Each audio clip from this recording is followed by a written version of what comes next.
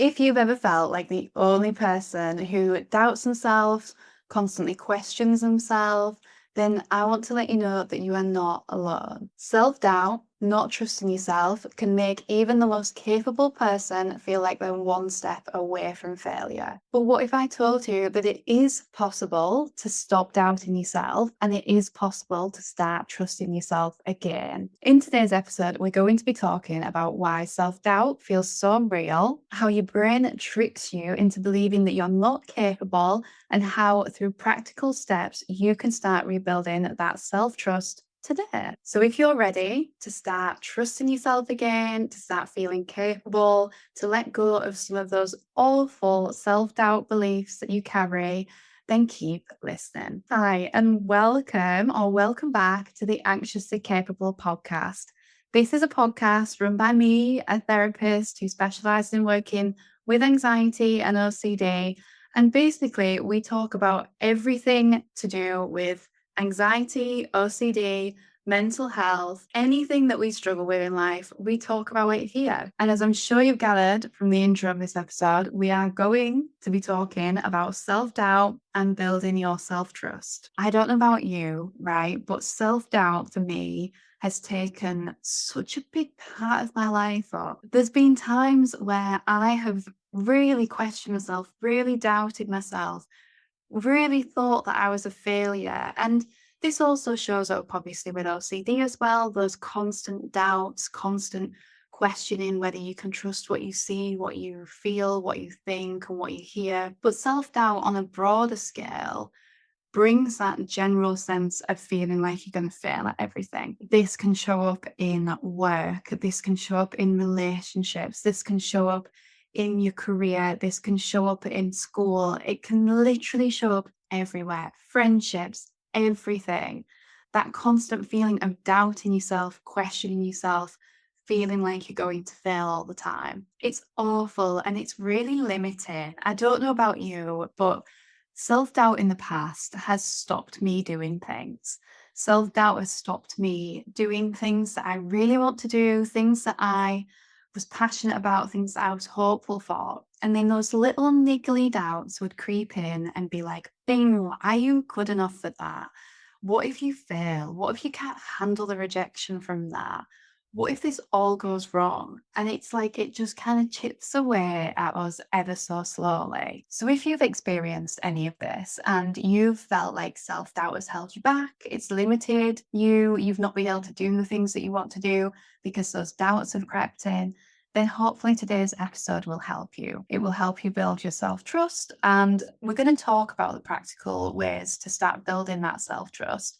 But first, let's talk about why self-doubt feels so real but isn't always true. Have you ever felt like no matter how much you accomplish, how much you achieve, you still doubt yourself?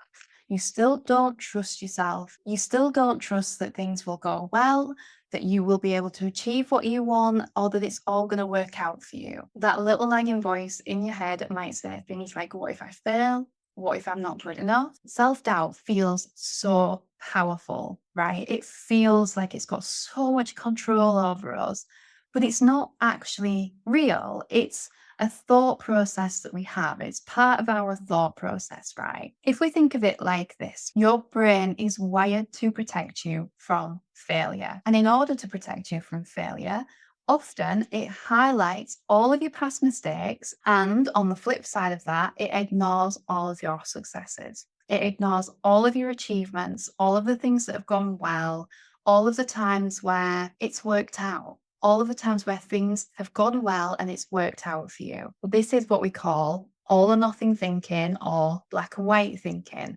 If you've ever caught yourself thinking things like, things never go right for me, I always fail, I can never do things well, that is likely that all or nothing or black and white thinking.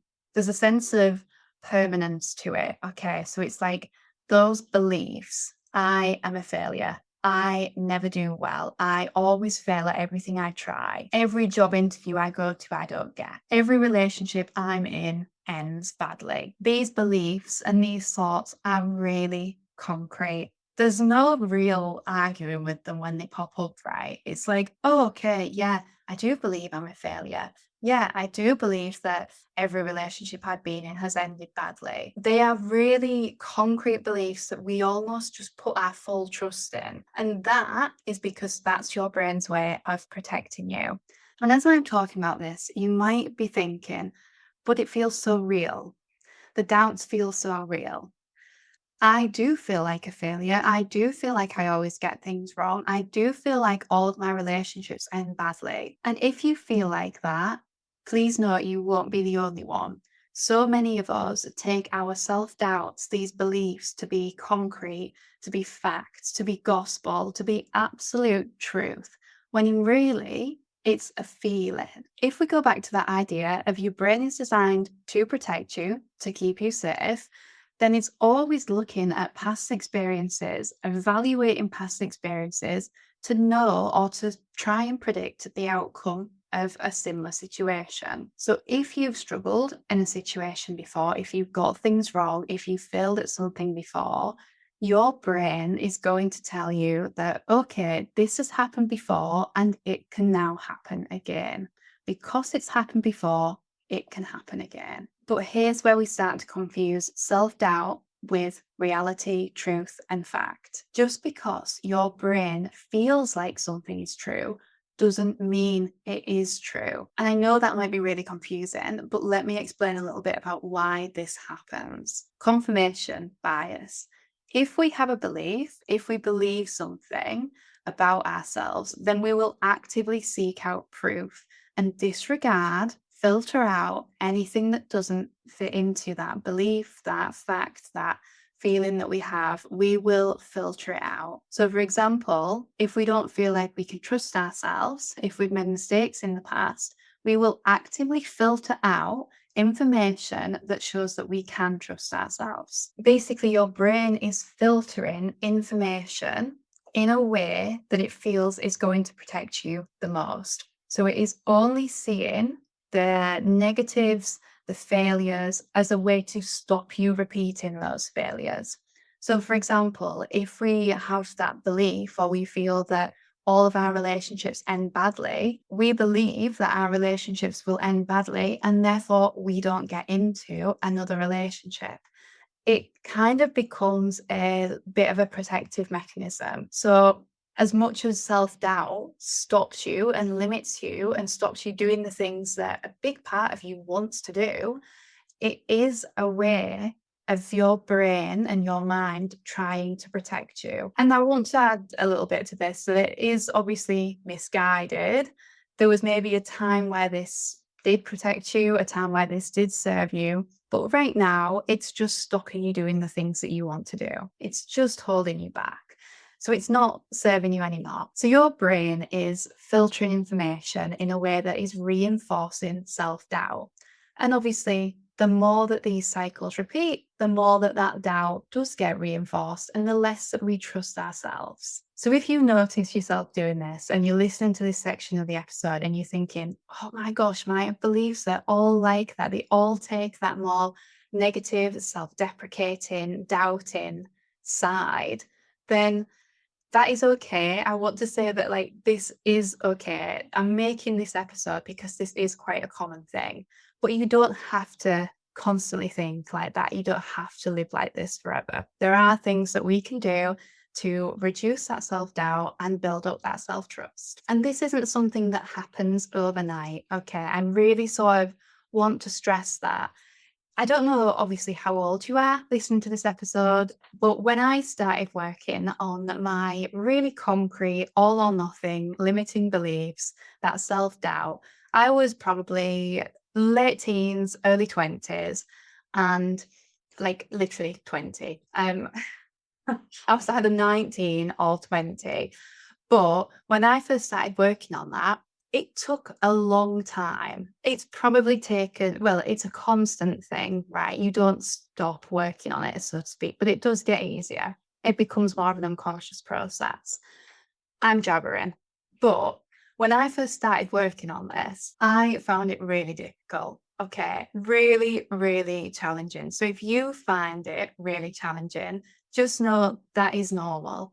Essentially, what you're doing, or undoing is years of beliefs that have been reinforced. And because these beliefs have been so reinforced, it does take a little while to unlearn them, to learn and look at and start recognizing the stuff that your mind is filtering out. Like I said about when I was trying to undo some of these beliefs, I was trying to undo 20 years worth of feeling like a failure, feeling like I always got things wrong, feeling that sense of self doubt. I was trying to undo a big history of this. And what happens in that history is the more that we reinforce these thoughts, the more that these self doubts almost like spiral. So if you think of it like a tumbleweed, you know, one of them tumbleweeds that you see in films that like roll across the desert or wherever, and they just get more dust and dirt in them.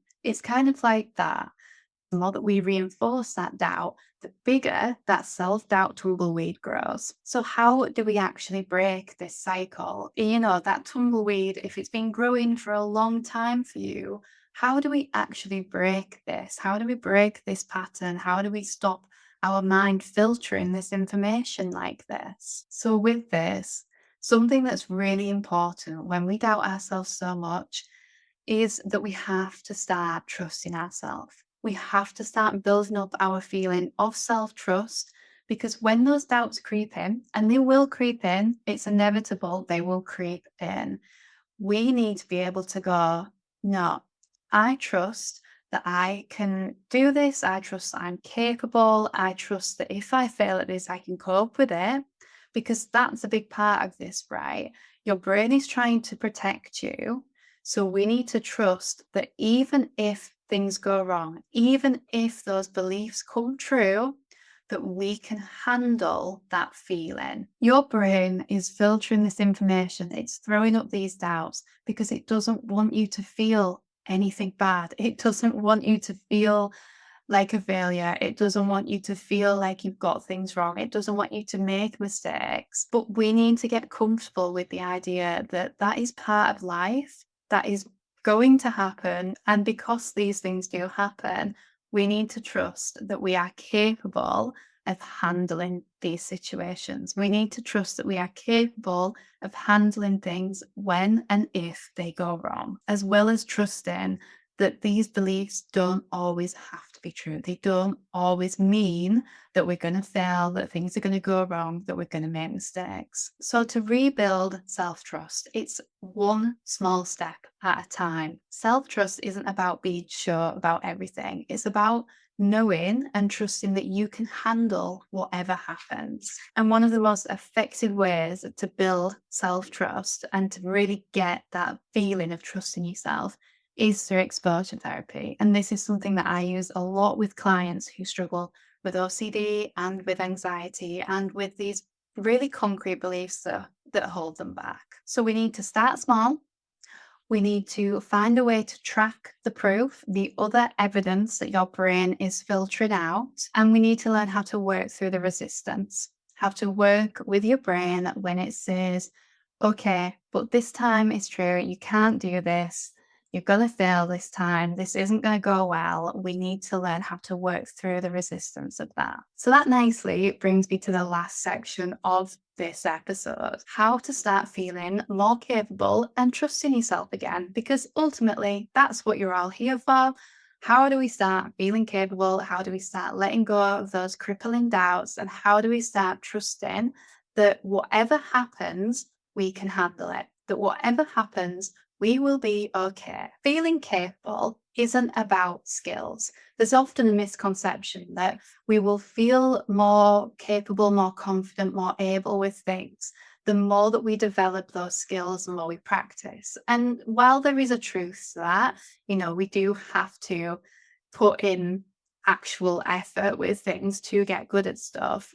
If you're doing that and you still believe that you're going to fail, that you're not good at it, that you're going to make 50 million mistakes, that you shouldn't even try, then that belief is still going to hold you back. Because if you believe that you can handle things, you will show up differently. Say you struggle with perfectionism, right? And if you're taking on a new skill and you've got the belief of, I should be good at this at the first time. If I'm not good at this first time round, then I'm a failure. Believing that you can handle the time that it's going to take for you to get good at those stuff, you will show up differently. You'll be more likely to just give it a go and to jump in instead of judging and criticizing yourself all the time as you learn this new skill. So, how do we start believing in ourselves again? Recognize resilience. And what I mean by this is look back, think back to the difficult moments that you've handled in the past, the difficult times, the difficult situations, the situations that have been really, really hard for you. Look back and think about those situations for a moment. It's likely that those situations involve tough choices, that you had to make decisions, that it was hard. So recognize the resilience. Recognize that you have already handled tough and difficult decisions and moments in the past, and you can do it again in the future. You don't have to have handled this in any particular way. You don't have to have come out feeling great and feeling absolutely fine. You might have felt horrendous. These situations might have been absolutely horrible. But all I want you to do with this is recognize that you have handled it. Recognize that you did deal with that situation. Doesn't matter how you dealt with it, but you got yourself through it. And finally, speak to yourself like someone that you believe in. Really notice when these limiting beliefs, these really sort of concrete doubting beliefs come up for you, and try and speak to yourself differently. Try and recognize that other evidence that your brain might be filtering out. Try and look at it in a more balanced, compassionate way. A way to do this is imagining that you're speaking to a friend. If you struggle to do this for yourself, if you struggle to think of yourself in this way, something to try is imagining that you're speaking to someone that you care about, someone that you love, a friend, a family member, your child, whoever it is. Imagine that you're speaking to them. What would you say to them instead of the harsh, doubtful belief that you're saying to yourself? What would you say to them instead? And just as we come to the end of this episode, there's something that I want to leave you with, a reminder that I want to leave you with. You don't have to have all the answers. You don't have to have all the answers to trust yourself. Every time that you challenge self doubt, every time that you make a decision, that you make a difficult decision, you prove to yourself that you can handle what is ahead. You prove to yourself that you can handle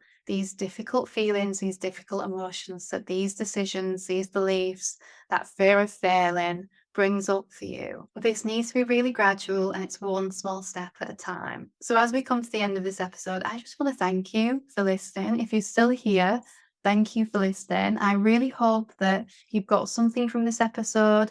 I understand that these things can feel really small and sometimes really pointless. You can look at these things and the suggestions that I make and very easily dismiss them because they feel so small. It's not like a big, sudden shift. It's the gradual things that have the biggest impact on us. And the things that feel small and pointless and potentially not worth doing are often the things that cause the biggest change. So thank you for being here. If you are still here, please drop a yellow heart emoji in the comments, whether you're watching on YouTube or Spotify or any other platform. Please drop a heart emoji in the comments. Please follow, subscribe, like the episodes, review the episodes. It all helps me reach more people who maybe need to hear this as well. So thank you, and I hope you have a good rest of your day. See you next Monday with next week's episode. Bye.